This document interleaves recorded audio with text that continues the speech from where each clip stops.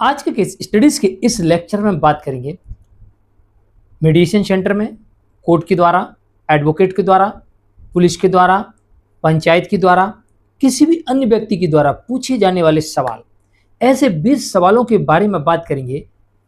उन सवालों के पति को जवाब देना चाहिए, नहीं देना चाहिए, उन सवालों के क्या जवाब देना चाहिए, क्या नहीं देना चाहिए, और क्या हाँ और ना में जवाब देना चाहिए, या फिर पूरी तरीके से उस सवाल का जवाब स्पष्ट तौर से स्पष्ट करते हुए नोट करवाना चाहिए। तो नोट कर लीजिए कि 20 सवाल, और 20 में से कोई भी सवाल आपसे किसी भी केस में कहीं पर भी कोई भी पूछ सकता है और इसका जवाब आपके पास में एट प्रेजेंट होना चाहिए। लेकिन जवाब क्या देना है ये आपको पहले से पता होना चाहिए, अन्यथा आप अपने ही केस में फंस सकते हैं। ऐसे में कुछ सवाल बताऊंगा जिन सवालों की वजह से आप खुद ही अपने केस में फंस जाते हैं। जय जिनेंद्र हूं, केस जैन। वीडियो को लाइक और शेयर कर दीजिए, और इस तरह के जजमेंट्स का पैकेज पाने के लिए जिसमें लगभग आपको 200 जजमेंट्स मिलते हैं, अन्य किसी जानकारी के लिए दिए गए नंबर पर आप हमें संपर्क कर सकते हैं। नोट करिए सवाल नंबर 1, जो आमतौर पर सब जगह पूछा जाता है, आपकी शादी कब हुई थी?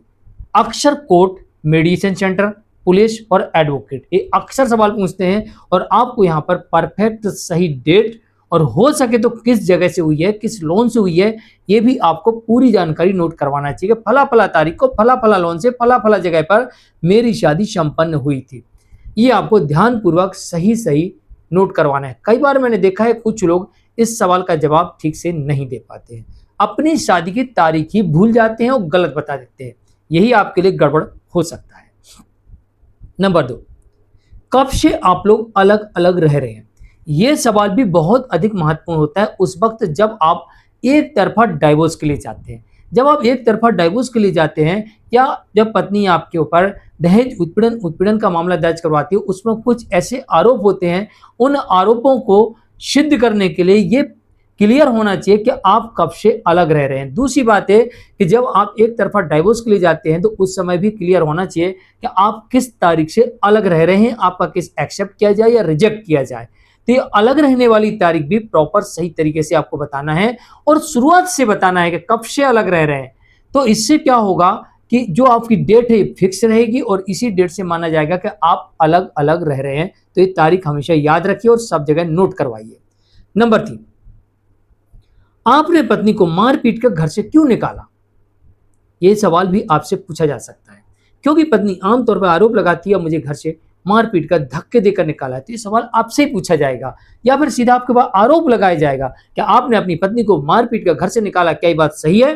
अब आपको इसका जवाब देना। आपने हाँ बोल दिया तो आप फंस गए, आपने ना बोल दिया तो फिर आपको इसका विस्तार से बताना पड़ेगा कि हुजूर मैंने नहीं निकाला, कब गई, कैसे गई, किसके सामने गई, कौन लेके गया, किसके सामने गया, कौन देख रहा था, कौन नहीं देख रहा था, मेरे पास वीडियो है, ऑडियो है, कोई गवाह है। ये सारी डिटेल आपको उस समय बतानी है, और अगर आपने ऐसा नहीं किया तो आपको साफ इनकार कर देना, साहब बिल्कुल मैंने ऐसा नहीं किया, ये झूठ बोल रहे हैं, मेरे पास सारे प्रमाण है, मैं साबित कर सकता हूं कि मैंने मार पीट कर नहीं निकाला।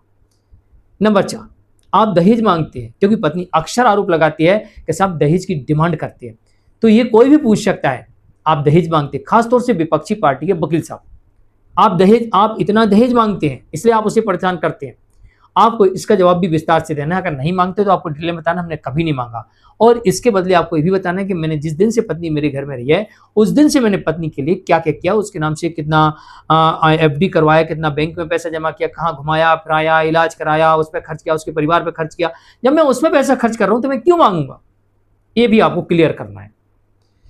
अगर आप क्लियर नहीं कर पाते हैं या आप इसका जवाब हाँ में बोल देते हैं तो आप फंस सकते हैं, और आपको बाद में दिक्कत हो सकती है, सजा भी हो सकती है।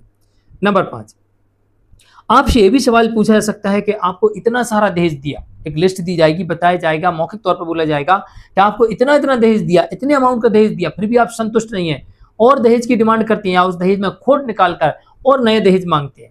तो आपको इसे भी स्पष्ट करना होगा। नहीं मांगते तो पूरी तरीके से स्पष्ट करना है कि मैं नहीं मांगता हूं, मैंने नहीं मांगा, मैंने नहीं लिया, जो कुछ भी है सब कुछ विस्तार से आपको यहाँ पर बताने की आवश्यकता है। वो कहेंगे हमारे पास फोटो है, वीडियो है, भाई मैंने नहीं मांगा, नहीं लिया, और ना मेरे घर में है, जाके देख लो, नहीं लिया तो नहीं लिया, दैट्स ऑल। फोटो कहां से मुझे क्या पता, हो सकता है एडिटेड फोटो, किसी और की शादी की फोटो मेरी शादी में दिखा दी हो कि देखो ये मेरी फोटो वहां लगा दी हो, एडिट कर दी हो।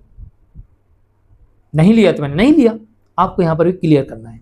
नंबर 6, आपका एजुकेशन क्या है, शिक्षा क्या है, आपकी क्वालिफिकेशन क्या है, ये भी आपसे पूछा जाएगा। तो ये भी आपको स्पष्ट और साफ बताना है।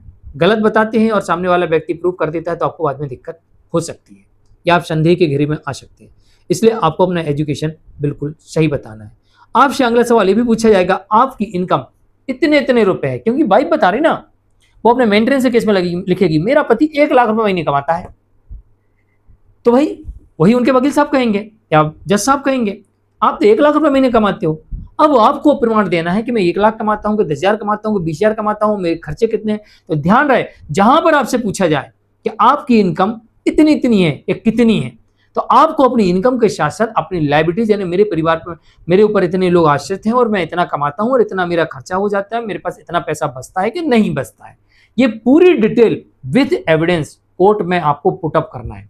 ये ध्यान रखिएगा, वरना कोर्ट मान सकती है कि जितना पत्नी कह रही आप उतना संभवतः कमाते होंगे। इसलिए आपको अपनी इनकम का प्रूफ, एक तो मौखिक बोलना है, इनकम का प्रूफ भी देना है, खर्चे का प्रूफ भी देना है, और आपके ऊपर कितने लोग आश्रित हैं ये भी आपको डिटेल में बतानी है। और आपका कोई लोन वगैरह है तो वो अमाउंट भी और ईएमआई भी आपको इसमें बतानी है, और खर्चे का एक एक पैसे का हिसाब भी यहाँ पर बताना है।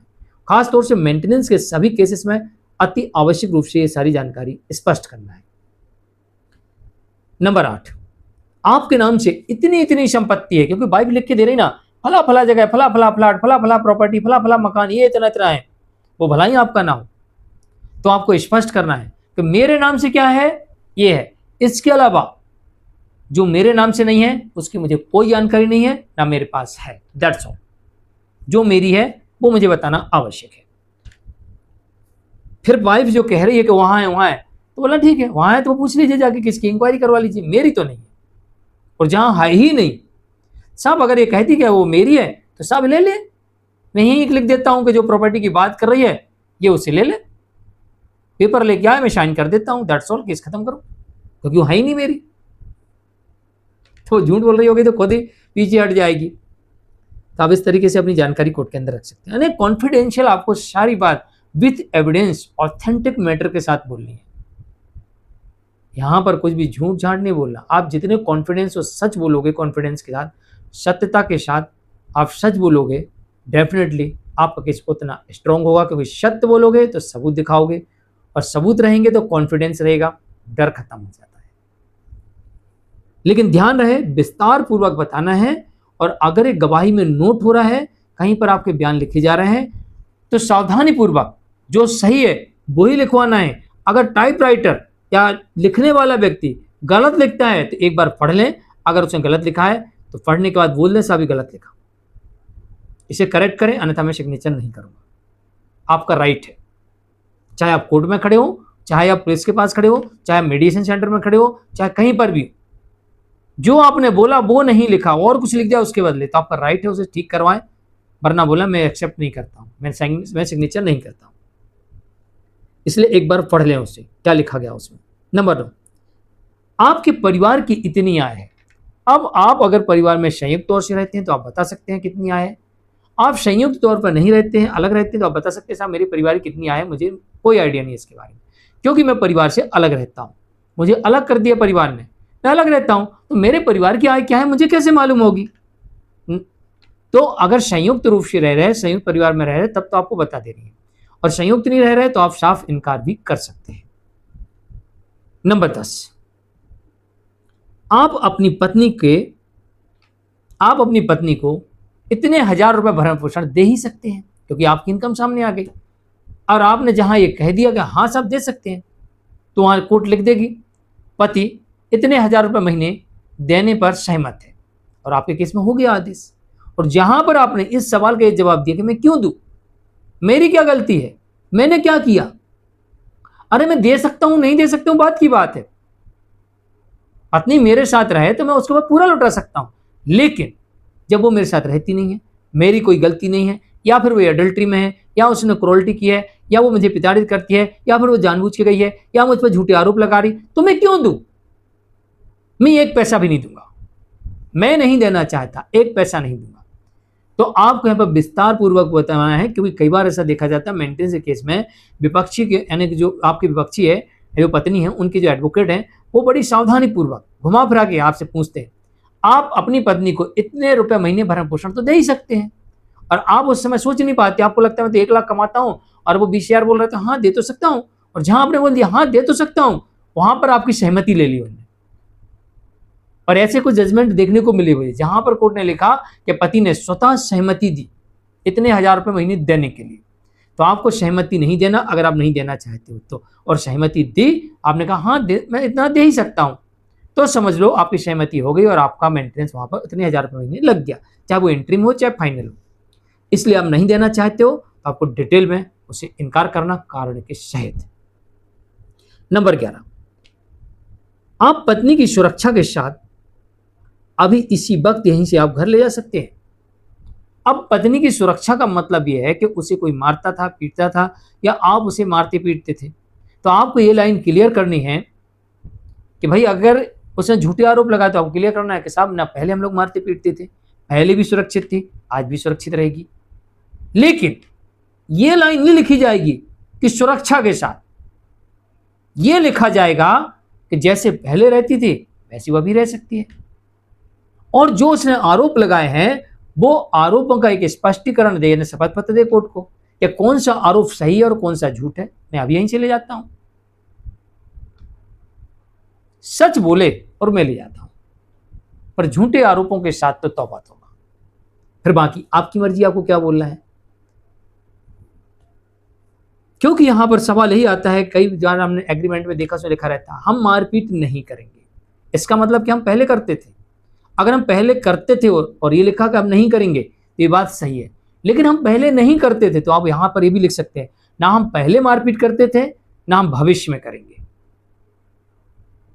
अब ये एक्सेप्ट हो गया और वो लिख रही मुझे मारपीट के घर से बाहर निकाला, तो जो वो अपनी कंप्लेंट में लिख रही कि मुझे मारपीट के घर से बाहर निकाला, वो बात वहां पर सस्पेक्ट हो जाएगी कि भाई यहां एग्रीमेंट में कह रही है, सहमति दे रही है कि ना पहले मारते थे ना आगे मारेंगे, इस पर उसने सहमति दी है, और वहां कह रही कि मुझे मारपीट के निकाला है।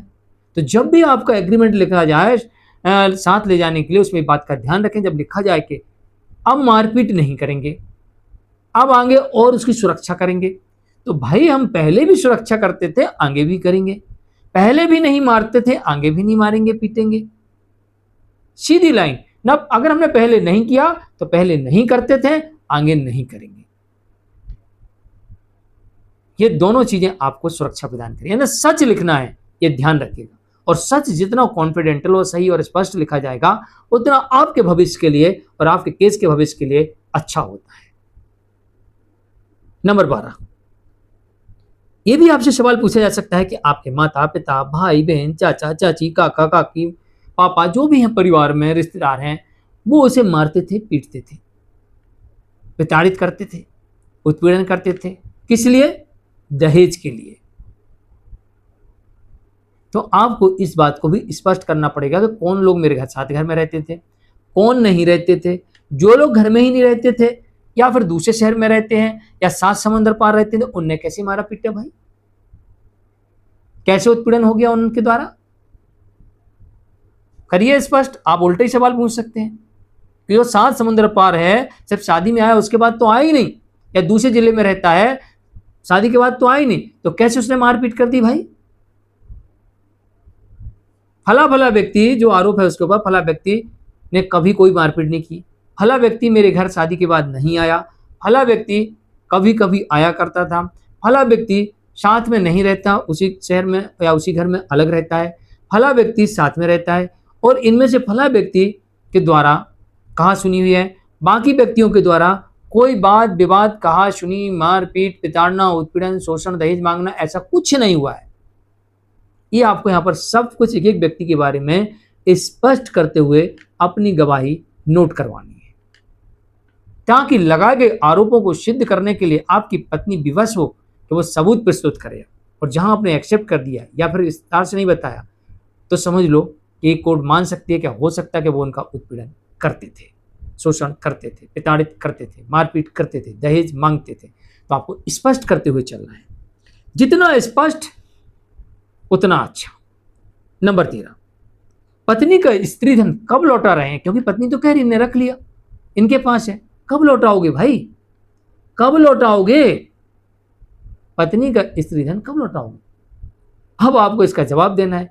है तो आपको बताना है कि फला फला तारीख को मैं लौटा दूंगा, रखा है मेरे पास, और क्या क्या है वो भी आपको बताना है, और वहीं पर सहमति करवा लेनी है। नहीं तो बाद में कोर्ट के बाहर जाके पत्नी बोले नहीं नहीं ये नहीं था, ये था, ये नहीं था, ये था, तो आप वहीं जज साहब के सामने ही स्पष्ट कर दें कि हाँ मैं इस दिन लौटा दूंगा, नोट किया जाए क्या क्या मेरे पास है, ये है, ये है, ये है, ये है, ये है, ये है, ये है। आपको कोई आपत्ति तो नहीं वकील साहब? जो है मैंने बता दिया, इतनी मेरे पास है, और नहीं है तो मेरे पास आपका कोई स्त्रीधन नहीं है, बल्कि मैं पहले से कंप्लेंट दे दे के रखा है। उसमें मैंने कहा कि अपना ले गई, शादी के समय गई, शादी के बाद गई थी वो अपने घर पे रख के आ गई, शादी के बाद गई थी अपने घर रख के आ गई, जब भी अपने घर गई अपने घर में रख के आ गई, या किसी और को दे दिया, या जब गई थी उस समय ले गई थी। मेरे पास तो है ही नहीं, बल्कि उल्टा इसका उल्टा मेरा इसके पास है, और मैंने इसकी बार कई बार कंप्लेंट दे रखी है। अब उनके वकील साहब कहेंगे कि आपके घर में रखा अलमारी में, आपने लॉकर में रखा होगा, आपने माँ के पास रखा होगा, आपने बहन के पास रखा होगा। आप यहाँ पे कह सकते हैं कि हुजूर अगर इन्हें लगता है तो हुजूर आदेश कर दे, मैं यहीं खड़ा हूं, पुलिस जाए वहां जाके देख ले, हो तो ले ले, पूछ ले क्या क्या है इसका, कितने ग्राम का है, अभी बता दीजिए कोर्ट को कितने कितने ग्राम के क्या क्या आइटम है। चलो ग्राम नहीं तो आप आइटम के नाम तो बता दो क्या क्या है, पहनने वाले को तो पता ही होगा मेरे क्या क्या आइटम है, और किस किस के हैं, गोल्ड के हैं, सिल्वर के हैं, किसके हैं। मैं यहीं खड़ा हूं, आप यहाँ से आदेश कर दीजिए, लोकल पुलिस जाती है मेरे घर पे जाके देख लेगी, होगी तो ले लीजिए, वरना इनके घर पे जाके पहुंचा देते हैं और इनका लॉकर खुलवा लेते हैं, वहां मिल सकता है क्योंकि इनके घर में तो रखा है।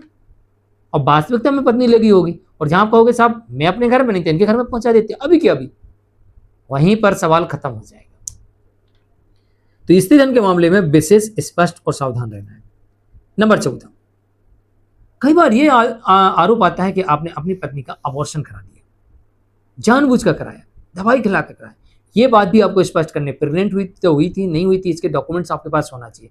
इसलिए मैं अक्सर कहता हूं कि जब भी आपकी वाइफ प्रेग्नेंट होती है, डॉक्टर के पास जाती है, आपके पास में एक कॉपी मेडिकल रिपोर्ट्स है और मेडिकल्स बिल्स और सारे डॉक्यूमेंट्स होना चाहिए, संभाल के रखिए। नंबर 15, आपने उस समय हमला किया था, आपने उस पर हमला किया था, आपके पूरे परिवार ने हमला किया था। हमला करते समय चोट लगती है, पुलिस कंप्लेंट होती है, चीखना चिल्लाना होता है, गवाह होते हैं, इन सब की जानकारी भी मांग लीजिए। कौन था, किसने देखा, कोई सबूत, कोई मेडिकल रिपोर्ट्स, कोई पुलिस कंप्लेंट, कहीं चोट लगी, अभी कोई चोट का निशान है। नंबर 16, आपके ऊपर आरोप है कि आप धमकी देते हो कि आप उसका वीडियो वायरल कर दें, कोई आपने वीडियो ऐसा बना लिया हो जिससे उसको डरा रहा है, हम तेरा वीडियो वायरल कर देंगे, धमकी देते हो, या वायरल करने की धमकी देती है, आपने कर दिया, तो आप इसका स्पष्टीकरण मांग सकते हैं, किया तो कब किया, कौन सा वीडियो दिखाइए जरा मेरे को, जांच करवाइए उसकी, और कर देंगे तो कब बोला, किसके सामने बोला, भाई कौन से वीडियो, हमें तो पता ही नहीं, हम तो पहली बार सुन रहे कि वीडियो वायरल कर देंगे, हमें इसकी कोई जानकारी नहीं है, ना हमारे पास कोई वीडियो है, अब वो साबित करें। नंबर 17, आप उस पर शक करते हैं, झूठे अडल्ट्री के आरोप लगाते हैं, आप उस पर शक करते हैं, झूठे आरोप लगाते हैं, तो आपको ये भी स्पष्ट करना पड़ेगा कि मैं नहीं करता हूं, या करते हो तो बताना क्यों करता हूं, किस कारण से। और अडल्ट्री की बात है, सबूत है तो अडल्ट्री की सबूत दिखाओगे, हिसाब सबूत है, नहीं है तो अडल्ट्री की बात ही मत करना, वरना उल्टे आप ही फंस जाओगे। बिना सबूत के अडल्ट्री का आरोप लगाना आपके ऊपर भारी पड़ेगा। नंबर 18, आप अडल्ट्री का झूठा आरोप लगाते हैं, ये झूठा आरोप अडल्ट्री का कभी भी बिना सबूत के आरोप मत लगाना, वरना आप पूरी तरीके से फंस जाओगे। और नंबर 19, आप लोगों ने धोखे से शादी की, तो आपको पूछना है कौन सा धोखा दिया, बताइए, हमने तो सब कुछ बता दिया था, अब कौन सा धोखा है उसका प्रमाण आपको देना है, दीजिए प्रमाण, हमने कोई धोखा नहीं दिया, और जो कहेंगे ऐसा ऐसा ऐसा, आप स्पष्ट कर दीजिए उसको, हमने पहले ही बता दिया था, और जो नहीं बात है तो वो है ही नहीं, उसका हमने बात ही नहीं हुई इसकी, धोखा नहीं दिया तो नहीं दिया। और नंबर 20, आपको दहेज में इतना नकदी दिया था, इतना सामान दिया था, कब लौटा रहे हैं। अब आपको इस लाइन को बहुत स्पष्ट करना है, दिया था तो क्या क्या था, लौटा दिया तो क्या क्या लौटा दिया, नहीं था, नहीं दिया, इस वक्त मेरे घर में नहीं है, तो ना मेरे को मिला था, ना मेरे को मिला था, ना मेरे पास है, ना ही मैं लौटाऊंगा, क्योंकि जब दिया ही नहीं तो किस बात का लौटाऊं। ये सारी बातें आपको ध्यानपूर्वक स्पष्ट करना। वीडियो बहुत लंबा हो रहा है और डिटेल में लेके चलते लेकिन बहुत लंबा हो जाएगा, एक बात ध्यान रखिए, इस तरह के सवाल आपसे कहीं पर भी पूछे जा सकते हैं, किसी भी स्थान पर, किसी भी स्टेज पर, कहीं पर भी, किसी भी कोर्ट में, किसी भी पुलिस स्टेशन में, किसी भी पंचायत में, किसी भी मेडिएशन सेंटर में पूछे जा सकते हैं, ध्यान रखिएगा। मैं हूं केस जैन, आज के लिए इतना ही, नमस्कार।